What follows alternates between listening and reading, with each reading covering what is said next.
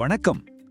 வெற்றிக்கு தேவையான எல்லா பதில்களும் உங்களுக்குள்ளேயே இருக்குன்னு சொன்னா நீங்க நம்புவீங்களா? லாரா ஹுவாங்கின் உங்களுக்கு ஏற்கனவே தெரியும் புத்தகத்தோட இந்த ஆழமான கருத்து தான் நாம இன்னைக்கு விரிவாக பார்க்க போறோம். நம்மள நிறைய பேரு நம்மளோட கரியரை மொத்தமா மாத்திரக்கூடிய அந்த ஒரு மேஜிக் ஃபார்முலாவை தேடி ஓடிக்கிட்டே இருக்கோம் இல்லையா?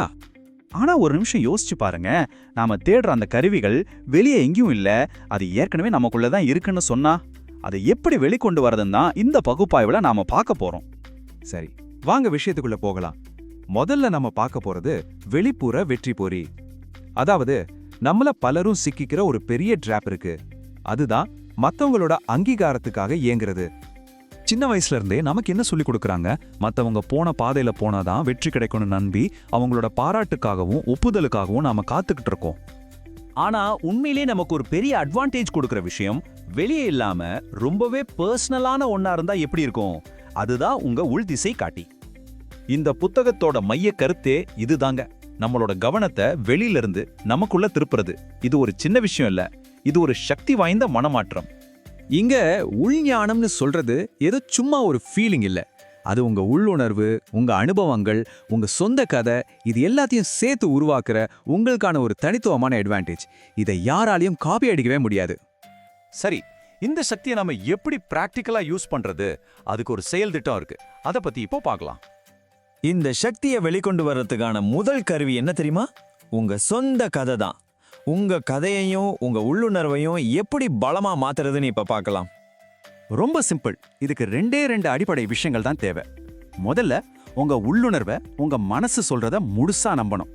ரெண்டாவது, உங்க கதைய உங்க வாழ்க்கைய நீங்க முழுசா பயன்படுத்திக்கணும்.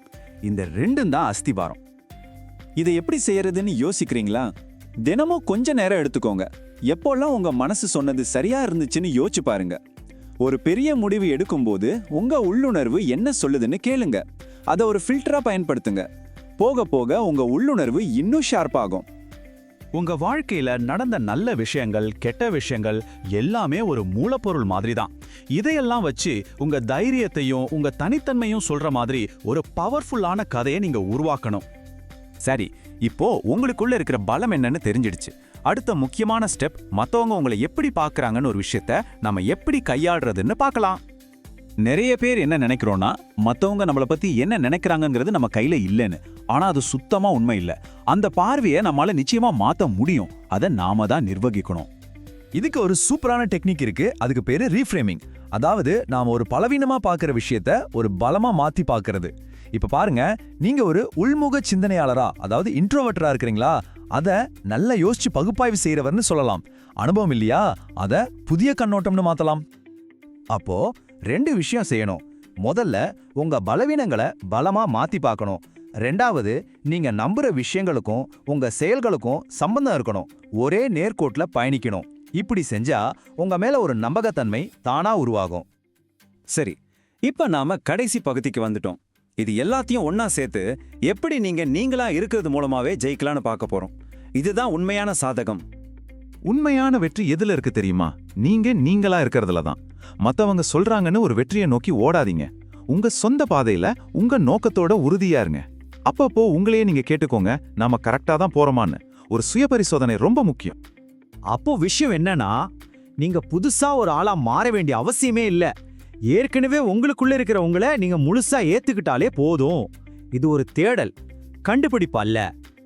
சுருக்கமா சொல்லணும்னா, இந்த புத்தகத்துல இருந்து நம்ம கத்துக்க வேண்டிய முக்கியமான பாடம் ஒன்னே ஒண்ணுதான். இந்த உலகத்துல உங்களுடைய மிகப்பெரிய போட்டி சாதகம் உங்களுடைய உண்மையான நீங்க தான். அதை நம்புங்க. சரி, இப்போ இந்த கேள்வியோட உங்களை நான் சிந்திக்க வைக்கிறேன். உங்க உள்ஞானம், உங்க உள்ளுணர்வு இப்போ உங்களுக்கு என்ன சொல்லுது? ஒரு நிமிஷம் யோசிச்சு பாருங்க.